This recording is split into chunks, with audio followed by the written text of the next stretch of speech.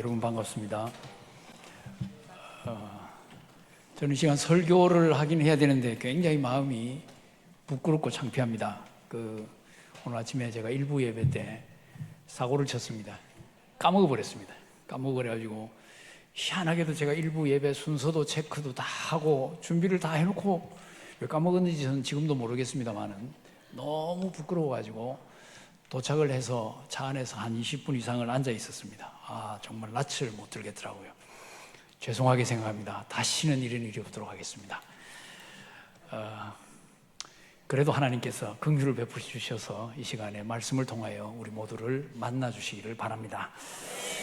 오늘은 본문을 중심으로 내가 비록 검으나 아름다우니 라는 제목으로 말씀을 생각을 하려고 합니다. 누구나 알다시피 사랑이라는 이 단어는 가장 많이 언급이 됩니다. 언급되는 주제지요. 사랑은 이 문학, 철학, 음악, 미술, 온갖 영역에 끊임없이 다루어지는 주제입니다. 아마 사람들의 입에 가장 많이 오르내리는 그러면서도 아름다운 단어가 아닌가 생각합니다. 사랑은 그야말로 인류 역사와 함께 해온 말입니다. 그런데 성경은 하나님이 사랑이시라고 말합니다. 성경은 사랑은 하나님께 속한 것이라고 말합니다. 성경은 하나님이 먼저 우리를 사랑하셨다고 말합니다. 따라서 우리가 사랑을 정확하게 알려고 하면 성경을 봐야 됩니다. 성경에 의하면 하나님 없이 사랑을 이해할 수가 없습니다. 그리고 이 하나님의 사랑은 예수 그리스도를 통하여 나타났다고 알려주고 있습니다. 그리고 성경 곳곳에는 바로 그 하나님의 사랑이 가득 알려지고 있습니다. 그런데 성경에서도 사랑을 가장 진하게 집중적으로 노래하고 있는 책이 아가서입니다. 하지만 성경에서 가장 적게 언급이 되고, 설교에서 가장 적게 언급이 되고 가장 적게 말하고 설교되는 책이 아가서이기도 합니다. 아가서 해석이 그만큼 어렵다는 반증입니다. 오늘은 그 어려운 아가서의 한 부분을 펼쳐서 하나님과 우리 사이의 사랑에 대하여 조금만 생각을 해보고자 합니다. 아가라는 말은 베이비라는 말이 아니고 노래 중에 노래, 최상급의 노래, 가장 아름다운 노래라는 뜻입니다. 이 노래의 저자는 솔로몬입니다. 그리고 이 노래의 내용은 솔로몬 왕과 양치기 아가씨였던 술람미 여인 사이의 사랑에 관한 것입니다. 어떤 이들은 이 사랑을 문자 그대로 남녀의 사랑으로 이해해야 된다고 말합니다. 어떤 이들은 이것을 영적으로 접근해야 된다고 말합니다. 우리는 어느 한쪽만 고집할 필요는 없습니다. 양쪽 모두를 바라보면서 균형을 이루며 하나님의 사랑도 배우고 그리고 남녀의 사랑도 배울 수 있어야 합니다. 그리하여 우리의 사랑도 모든 면에서 더 깊어지고 더 풍성해질 수 있도록 키워가야 합니다. 그만큼 아가서는 사랑에 관한 깊은 교훈, 풍성한 교훈을 담고 있습니다. 옛 우리 선배 신앙인들은 아가서 묵상을 통하여 하나님과의 심오한 사랑의 교제를 누렸다고 합니다. 어떤 분은 아가서를 성경의 지성소라고 불렀을 정도입니다. 중세의 성 베르나르두스라는 분은 1장부터 3장까지, 아가서 1장부터 3장까지를 가지고 무려 86번의 설교를 했다고도 전해집니다. 아가서의 유익은 그만큼 엄청납니다. 본문도 당연히 우리에게 많은 유익이 되리라 생각합니다. 본문에는 예루살렘 딸들아 하는 말이 나옵니다. 예루살렘 딸들은 예루살렘에 살면서 솔로몬을 사모하는 여인들 혹은 왕궁에 살고 있는 솔로몬에게 속한 여인들을 가리킵니다. 이들은 예루살렘에서 혹은 이스라엘에서 가장 아름다운 여인들입니다. 자, 이 사람들이 지금 갓 등장한 술람미 여인, 술람미에서 온 목동 아가씨를 봅니다. 이건 상상입니다. 왜냐하면 이 아가서가 시입니다. 시기 때문에 시를 이해하기 위한 상상입니다. 자, 그들의 눈에 촌뜨기, 시골뜨기 아가씨가 등장을 했습니다. 왕이 굉장히 사랑하는 여인이라고 합니다. 그러니 그들은 술람미 여인을 둘러싸고 머리끝부터 발끝까지 쭉 훑어봅니다. 아마 질투 섞인 목소리로 이렇게 쑥덕거렸을 겁니다. 아니, 우리 솔로몬 임금님께서 어디서 이런 촌뜨기를 데리고 오셨을까? 농사를 얼마나 많이 지었길래 얼굴이 이렇게 새까말까? 술람미 여인의 자존심을 긁어놓습니다. 술람미 여인은 예루살렘 여자들에게 다음과 같이 반박합니다. 그녀의 어조는 대략 이렇습니다. 그래요, 제가 새까만 건 사실이에요. 그렇다고 함부로 깔보지는 마세요. 제가 원래부터 이렇게 새까맣지는 않았어요. 그러면서 자기는 햇빛을 많이 쬐어가지고 새까매졌는데 그것은 오빠들 때문이다. 내 어머니의 아들들이 나에게 노하여 포도원 지기를 삼았음이라, 이렇게 말하고 있습니다. 그는 오빠들의 압력 때문에 포도원 지기 일을 했습니다. 오빠들 포도원을 지키느라고 자기 포도원을 제대로 지키지를 못했습니다. 이것은 자기 얼굴을 가꿀 시간이 없었다는 은유적인 표현입니다. 아마 그 연로하신 분들 가운데 나는 지금은 이래도 옛날 젊을 때는 엄청 예뻤다 뭐 이런 거 프라이드가 있는 분 계세요. 오래전에 제가 그 전도사 때 우리 교회 권사님이 이런 분이 계셨는데 늘 이것 때문에 이 스트레스를 받을 거 아닙니까? 어느 날 갑자기 어릴 때 젊을 때 사진을 탁 들고 와서 전도사님 보세요, 이게 접니다 하는데 20대 때의 호리낭창한 이게 스트레스인가 봐요. 술람 여인도 지금 그런 식으로 반박을 하고 있습니다. 내가 얼굴 가꾸기만 했어도 이 집이 꼴은 아닐 거라고. 자기 얼굴 탄 것 때문에 신경을 썼던 거죠. 하지만 지금은 솔로몬 왕과의 사랑이 지금 꼽히고 있는 때입니다. 그러니 훨씬 더 외모에 신경이 쓰이고 있습니다. 사실 사랑에 빠지면 외모에 더 많은 신경을 씁니다. 거울 앞에 앉아있는 시간도 많아집니다. 얼굴을 예쁘게 꾸미려고 애를 쓰게 됩니다. 남자아이들은 샤워실에 여러 번 들어갔다 나왔다 하게 되어 있습니다. 더 좋은 화장품을 찾느라고 애를 씁니다. 뿐입니까? 예쁜 말, 멋진 말 한마디 하기 위해서, 좋은 표정 짓기 위해서 애를 씁니다. 그리고 만나게 되면 어떤 말을 할지도 준비하지 않습니까? 생전에 읽지도 않던 시집을 펴가지고 읽고 멋진 그 말들을 인용하려고 애를 씁니다. 어떻게 하면 사랑하는 사람에게 잘 보일까? 예쁘게 보일까? 이거죠. 자, 질문을 해봅니다. 하나님의 사랑에도 그런 특징이 있을까요? 하나님의 창조에 대해서 한번 떠올려 보십시오. 하나님께서 하늘과 땅과 바다와 해와 달과 별을 창조하셨습니다. 나무와 꽃과 온갖 식물, 동물을 만드셨습니다. 아름다운 자연을 만드셨습니다. 엄청난 자연, 그리고 아기자기한 자연을 만드셨습니다. 이 모든 것이 하나님 보시기에 좋았습니다. 하나님은 그렇게 아름답고 완벽한 세상을 만들어 놓으시고 아담을 만드십니다. 그리고 아담에게 이 자연을 정복하고 다스리라, 충만하라, 이렇게 말씀하십니다. 아담은 아마 그 엄청난 선물 앞에 압도되면서 놀라워할 수밖에 없었을 겁니다. 또 하나님이 에덴 동산을 만드십니다. 하나님은 에덴 동산을 아담에게 자랑스럽게 보여주십니다. 그때 하나님은 마치 사랑하는 사람을 위해서 오랫동안 고른 멋진 생일 선물을 내밀면서 상대방이 그 포장을 열면서 깜짝 놀라며 기뻐하는 모습을 기대하는 연인 혹은 기대하는 부모님 같지 않을까요? 또 하나님께서는 아담에게 하와를 배필로 만들어 주십니다. 아담은 하와를 보면서 탄성을 지릅니다. 이는 내 뼈 중에 뼈요 내 살 중에 살이로다. 하나님은 곁에서 아담의 그 탄성을 들으시면서 무척 행복하셨으리라 짐작합니다. 왜냐하면 하나님은 아담의 그런 반응을 기대하셨을 것이기 때문입니다. 왜 그런 기대를 가집니까? 하나님이 아담을 사랑하셨기 때문입니다. 예수님의 경우도 마찬가지입니다. 예수님은 제자들에게 말씀하십니다. 내가 처소를 예배하러 간다. 처소를 예배하고 나면 너희들 데리러 오겠다. 그런데 요한계시록을 보면 그 처소의 결정판이 거룩한 성 새 예루살렘입니다. 그리고 거룩한 성 새 예루살렘은 마치 신부가 남편을 위하여 단장한 것 같다고 되어 있습니다. 가장 아름답게, 가장 영광스럽게 주님은 그 천국을 준비해 놓으셨습니다. 훗날 예수님은 그 천국을 우리에게 자랑스럽게 보여주실 겁니다. 그때 우리는 그 천국을 보면서 그 아름다움과 그 영광스러움에 탄성을 지르며 기뻐하며 감사하며 찬양하며 춤추게 될 것입니다. 그리고 예수님은 우리의 그런 반응에 행복해 하실 겁니다. 그런 반응을 기대하실 것이기 때문입니다. 왜요? 우리를 그만큼 사랑하시기 때문입니다. 사랑하는 자에게 최고의 것을 보여주고 최고의 것을 선물하기 원하기 때문입니다. 그것이 사랑이죠. 상대방에게 예쁘게 보이고 싶은 것, 최고의 선물을 주기 원하는 것, 그것이 사랑이니까요. 그리고 그것을 여러분 모두가 경험하지 않습니까? 부부관계에서, 가족관계에서, 또 손주들 보고.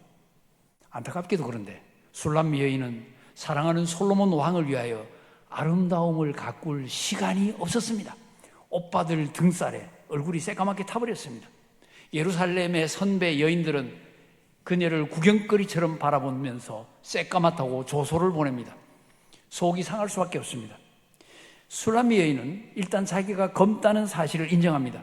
자기는 게달의 장막과 같다고 말합니다. 이 게달이라는 곳은 원래 이스마엘의 아들들 중에 한 명입니다. 아랍의 한 종족입니다. 유목 생활을 했습니다.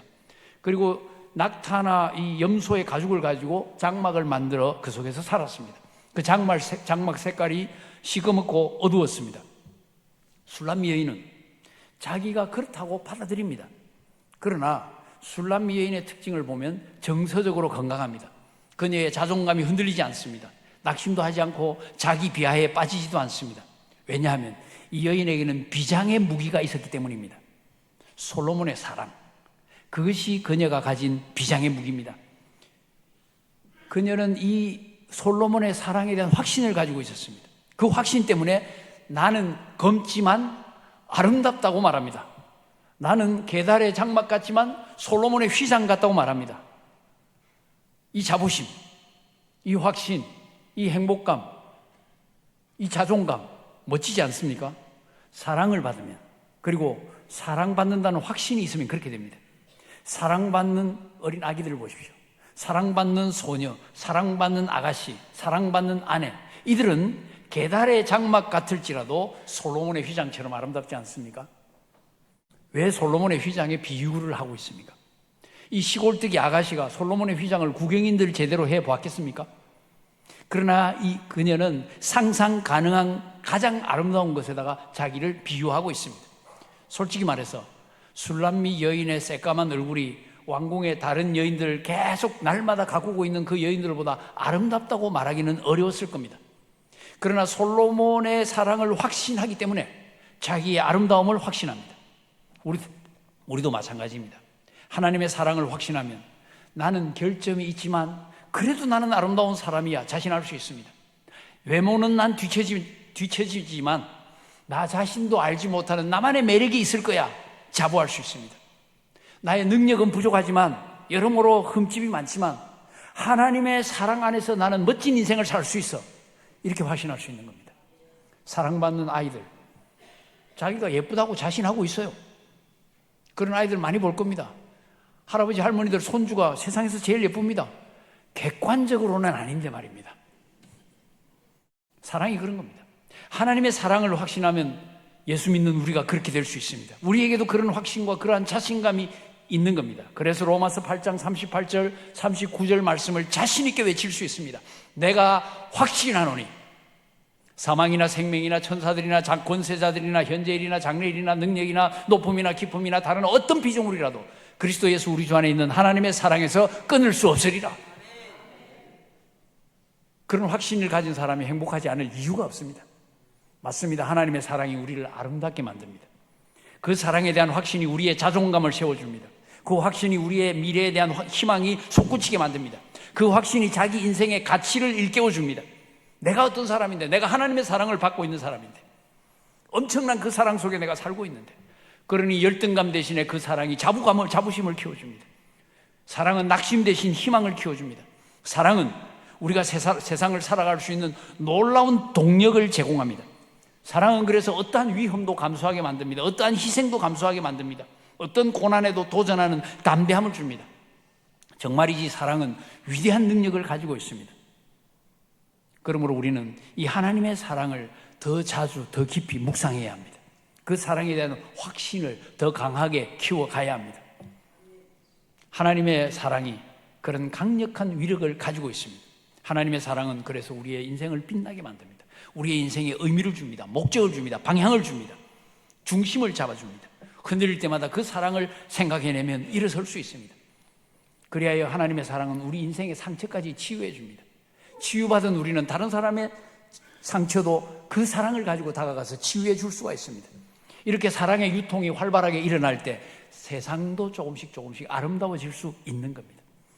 술람미 여인은 솔로몬 왕의 사랑을 확신하면서 내가 비록 검을지라도 아름답다라고 말합니다.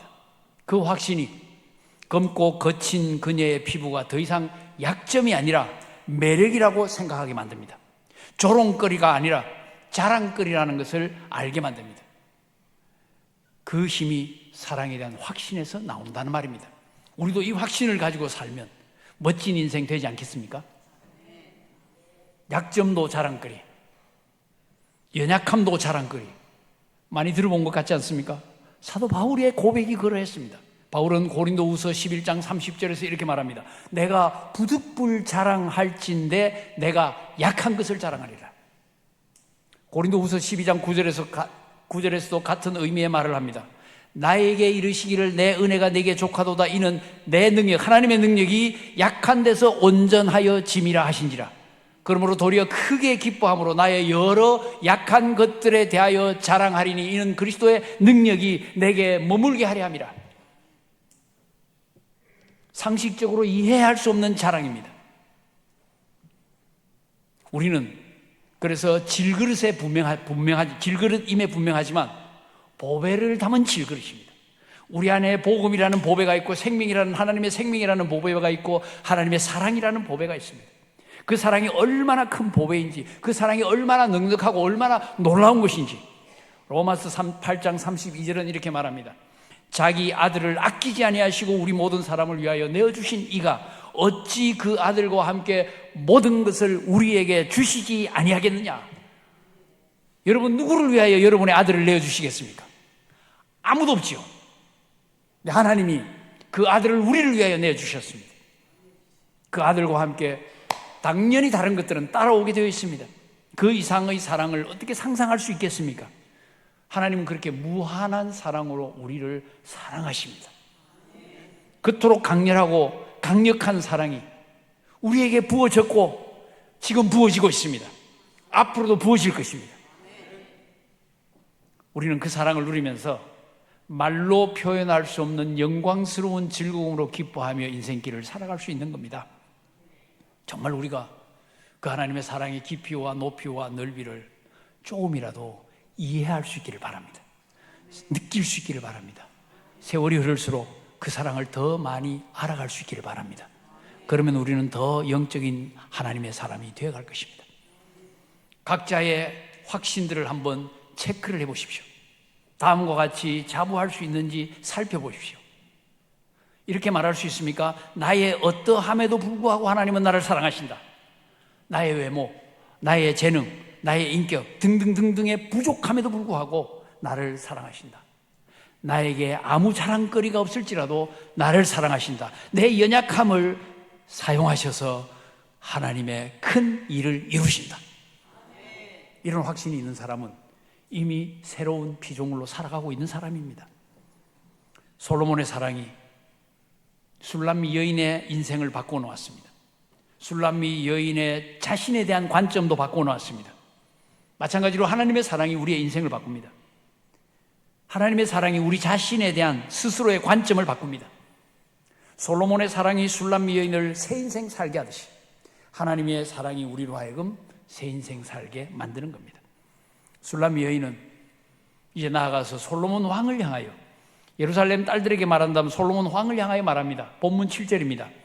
내 마음으로 사랑하는 자야, 내가 양치는 곳과 정오에 쉬게 하는 곳을 내게 말하라. 내가 내 친구의 양떼 곁에서 어찌 얼굴을 가린 자 같이 되랴. 얼굴을 가린 자, 낯선 사람, 부끄러워서 얼굴을 가린 사람, 혹은 장녀를 말합니다. 즉 내가 내 남자를 찾아 돌아다니다가 그렇게 비참한 모습으로 비칠까 걱정된다. 그러니 제발 솔로몬, 당신이 어디서 양떼를 먹이고 있는지, 정오에 쉬는 곳은 어딘지 좀 알려달라. 그러면 내가 즉시 달려가서 당신 곁에 있겠다. 그래야 여기저기 기웃거리는 추한 모습 안 보일 수 있지 않겠느냐, 이런 의미입니다. 솔로몬이 양떼를 먹인다는 것은 백성을 다스리는 목자의 모습을 상징합니다. 쉬고 있다는 표현은 백성들이 왕의 통치 아래 평화롭게 사는 모습을 그려줍니다. 술람미 여인도 그러한 백성들처럼 왕의 곁에서 편히 쉬며 사랑을 나누겠다는 것을 암시합니다. 여기에도 사랑의 특징이 나옵니다. 사랑에 빠지면 사랑하는 사람이 당연히 보고 싶어집니다. 그 사람이 있는 곳을 알고 싶고 그와 함께 가까이 가 있고 싶어 합니다. 그뿐만 아니라 그 사람이 있는 곳, 일하는 곳, 쉬는 곳에도 정이 갑니다. 그가 좋아하는 것도 좋아하게 됩니다. 삶의 모든 부분을 상대방과 함께 공유하기를 바라게 되는 겁니다. 하나님도 우리를 사랑하십니다.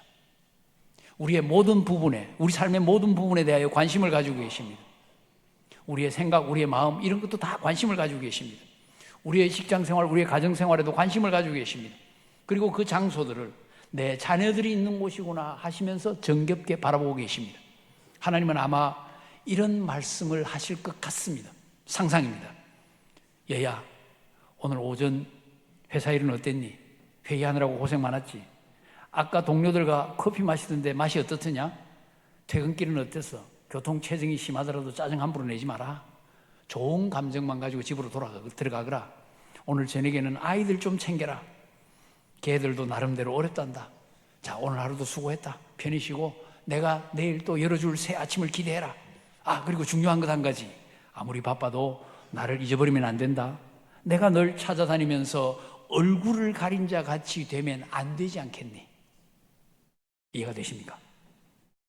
우리도 하나님의 모든 것에 관심을 가지면 얼마나 좋을까요? 하나님은 지금 어떤 일을 하시고 어떤 일에 집중하시고 어떤 것에 관심을 가지시는지 알고 있으면 얼마나 좋을까요? 하나님은 지금 무엇을 하고 계실까? 천국 산책을 하고 계실까? 아니면 지옥으로 향해 달려가는 인생들을 보면서 마음 아파하실까? 무슨 생각을 하실까? 나에 대해서는 어떤 생각을 하고 계실까? 내가 아무쪼록 얼굴을 가린 자 같이 되지 않아야 될 텐데, 언제나 하나님과 동행해야 될 텐데, 우리도 이렇게 생각할 수 있지 않습니까? 이러한 사랑과 관심이 우리와 하나님 사이에도 있어야 합니다. 그리스도인이라는 이름은 있는데 그리스도와 함께 하지 않는다면, 그리스도인이라는 이름이 부끄럽지 않겠습니까?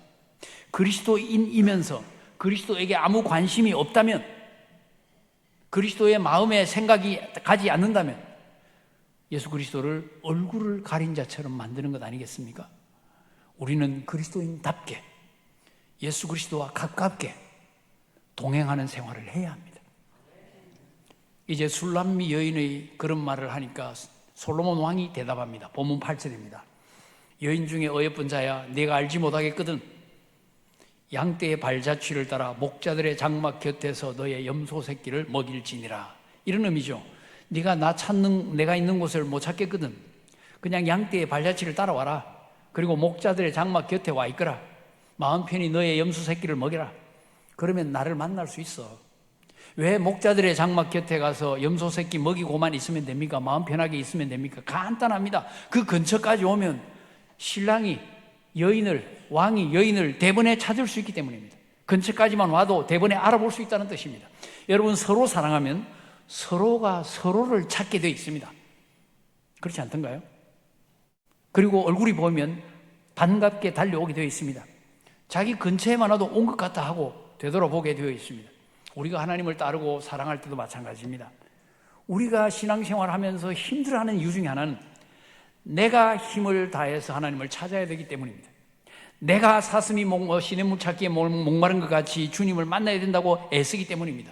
그래서 우리는 종종 이렇게 생각합니다. 왜 나는 이렇게 애써 하나님을 찾는데 하나님은 대답이 없으신가? 하나님은 왜 나에게 얼굴을 가리시는가? 하나님은 어디 숨어 계시는가? 왜 하나님은 나를 만나주지 않으시는가? 왜 하나님은 나에게 관심이 없으신가? 나를 사랑하지 않는 것 아닌가? 심지어는 이러다가 나 지옥 가는 것 아닌가? 이런 생각들을 하면서 괴로워하는 사람이 많습니다. 물론 우리는 계속해서 하나님을 사모해야 되고 힘을 다해 하나님을 찾아야 합니다. 언제나 하나님 묵상하고 하나님께 가까이 다가가기 위하여 애써야 합니다. 그러나 잊어서는 안 될 것은 하나님이 먼저 나를 사랑하셨다는 사실, 하나님이 먼저 나를 찾아오셨다는 사실, 하나님이 먼저 나를 만나주셨다는 사실, 그리고 내가 예수를 믿기도 전에, 아니 세상에 존재하기도 전에 하나님이 먼저 나를 위해서 예수 그리스도를 세상에 보내주셨다는 사실, 이 사실은 결코 변함이 없습니다. 기억하십시오. 우리가 하나님을 사랑하는 것보다 하나님이 우리를 먼저, 그리고 하나님이 우리를 더 사랑하십니다. 우리가 하나님을 찾는 것보다 하나님이 더 간절히 우리를 찾으십니다. 왜냐하면 우리도 하나님 사랑하지만 그보다 훨씬 더 많이 하나님은 우리를 사랑하시기 때문입니다. 그래서 우리는 목자의 장막 곁에까지만 가면 되는 겁니다. 평온한 마음으로 여기까지만 오면 된다고 그랬지 하면서 하나님의 조처를 기다리면 됩니다. 하나님의 사랑을 확신하면서 우리가 행복해하는 것, 그것이 하나님이 원하시는 것입니다.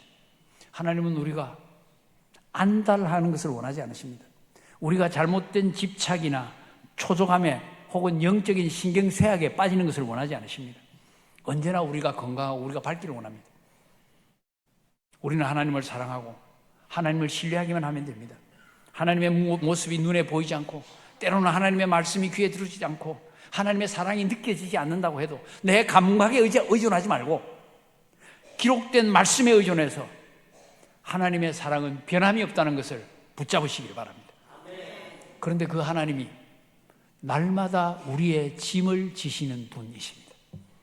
그 하나님은 우리의 등을 가볍게 해주시는 분입니다.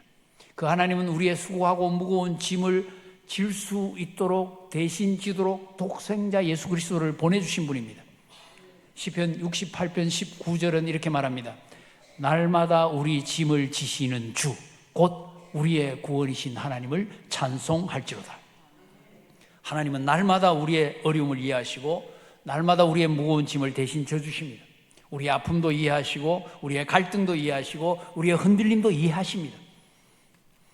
그래도 하나님께서 그 짐을 날마다 가볍게 해 주시기 때문에 못 살 것 같았던 세월을 지금까지 살아왔지 않습니까? 하나님은 우리가 감당치 못할 시험 당함을 허락하지 않으십니다. 혹시라도 시험 당하면 그때 피할 길을 열어주셔서 능히 감당하게 해주십니다. 하나님은 우리의 평생 동안 그렇게 해주십니다. 그것은 우리의 매일을 위한 약속이고 우리의 일생을 위한 보장입니다. 하나님의 사랑이 의심이 되십니까? 아무리 부르짖어도 응답을 해주지 않으십니까? 찾아도 보이지 않습니까? 어떻게 하면 됩니까? 대답은 간단합니다. 목자들이 장막 곁까지만 오면 돼. 이것은 네가 할 수 있는 일을 하면 돼. 하던 일을 계속하면 돼. 그러면서 기다려라. 내가 알아서 할게. 이게 본문이 주는 교훈입니다. 기도해 오셨습니까? 계속 기도하십시오. 늘 예배를 드렸습니까? 계속 예배 드리십시오. 답답하지만 그래도 교회 생활했습니까? 계속 교회 생활하십시오. 하던 일을 계속 하십시오. 이거 주님이 기뻐하시던 일이다 하면 계속 하십시오. 내 마음에 갈등도 오고 어려움도 오지만 계속 하십시오. 편안한 마음으로 계속 하십시오. 그러면 내가 너에게 다가갈 것이다, 해결해 줄 것이다, 응답해 주실 것이다. 그것이 하나님이 우리를 찾아오신다는 의미입니다. 그리고 그 하나님께서는 변함없이 우리를 잔잔한 물가 푸른 초장으로 이끌어 가실 겁니다. 마지막으로 7절과 8절에서 솔로몬 왕과 술람미 여인이 서로를 어떻게 부르는지 보십시오. 7절에서 술람미 여인은 솔로몬을 향해서 내 마음으로 사랑하는 자라고 부릅니다. 이걸 엿자적으로 번역을 하면 내 마음이 사랑하는 자, 내 영혼이 사랑하는 자, 내 목숨이 사랑하는 자, 이렇게 되어 있습니다. 강렬한 표현이죠. 여러분, 사랑하는 사람에게 이러한 표현을 할 수 있다고 하면 더할 나위가 없을 겁니다. 내 남편은 내 영혼이 사랑하는 자다. 내 아내는 내 목숨이 사랑하는 자다. 하나님은 내 목숨, 내 영혼이 사랑하는 분이다. 그래서 기도할 때 하나님, 내 영혼이 하나님을 사랑합니다. 하나님, 내 목숨이 하나님을 사랑합니다. 이렇게 고백하고 불러보시기 바랍니다. 그런 말을 듣고 가만히 있을 상대는 없죠. 8절에 솔로몬의 응답을 들어보십시오. 그런 술람미 여인을 여인 중에 어여쁜 자라고 부릅니다. 어여쁜 자는 그 어여쁜 자라는 말입니다. 세상에 수도 없이 많은 예쁜 여인들, 현숙한 여인들, 좋은 여인들이 많지만 솔로몬은 술람미 여인을 그 어여쁜 자라고 부릅니다. 오직 당신뿐이다. 당신이 세상에서 최고다. 가장 예쁘다. 당신 이상의 다른 여인은 없다. 최고의 찬사와 최고의 사랑이 담긴 호칭입니다. 술람미 여인과 솔로몬 왕은 서로를 가장 존귀한, 상상 가능한 호칭으로 부르고 있습니다. 이렇게 서로를 부를 수 있는 부부 꼭 되시길 바랍니다. 하나님과 우리 사이에서도 이런 사랑의 표현이 있기를 바랍니다. 이런 표현을 통해서 하나님과의 관계를 더 깊이, 더 아름답게 만들어갈 수 있습니다. 기도할 때, 찬양할 때, 묵상할 때 하나님께 그렇게 아뢰어 보십시오. 하나님, 나의 영혼이 사랑하는 하나님, 나의 목숨이 사랑하는 하나님, 나의 호흡을 다해서 이 호흡 끊어질 때까지 하나님을 사랑합니다. 고백해 보십시오. 그리고 나서 하나님의 대답을 상상해 보십시오. 마음의 귀로, 믿음의 귀로 그 음성을 들어보십시오. 여인 중에 가장 어여쁜 자야. 그 어여쁜 자, 그가 너다. 모든 사람들 중에 가장 예쁜 자야. 이 세상 누구보다도 어여쁜 아무개야. 하시는 그 하나님의 대답을 들어보시길 바랍니다. 그러면 거룩한 행복이 마음속에 차오르는 것을 느끼게 될 것입니다. 이 몸과 세상 간 곳 없고 구속한 주님만 보이게 될 겁니다. 내 주 예수 모신 곳이 그 어디나 하늘나라 될 겁니다. 말씀을 정리하겠습니다. 첫째, 술람 여인은 자기가 솔로몬에게 사랑받고 있다는 사실을 분명히 알았습니다. 그 확신 때문에 나는 검지만 아름답다고 말합니다. 그 확신 때문에 나는 계달의 장막 같지만 솔로몬의 휘장과 같다고 말합니다. 우리도 주님의 사랑을 받고 있다는 확신이 가득하기를 바랍니다. 그 확신 때문에 나의 연약함도 나의 부족함도 자랑할 수 있게 되기를 바랍니다. 나는 질그릇이지만 내 속에는 보배가 있다고 자신할 수 있기를 바랍니다. 그러한 확신과 자부심으로 축복의 인생을 살아가는 복된 성도들 되시기를 바랍니다. 둘째, 언제나 주님께 가까이 나아가는 그런 우리가 되기를 바랍니다. 그러면서 주님이 사실은 우리를 더 사랑하시기 때문에 우리를 기다리신다는 것, 우리를 쉽게 찾으신다는 것을 기억하시기를 바랍니다. 그리하여 흔들림 없이 주님과 사랑의 동행을 해나가는 그러한 성도들 되시기를 바랍니다. 세 번째, 주님과 나 사이에 최고의 호칭을 만들어서 주고받아 보시길 바랍니다.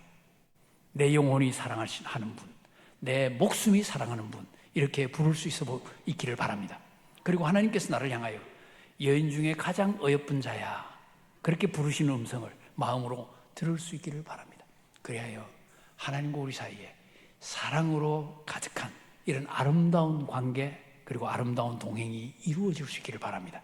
그런 인생길 살아가는 복된 성도들 다 되시기를 예수 그리스도의 이름으로 축복합니다.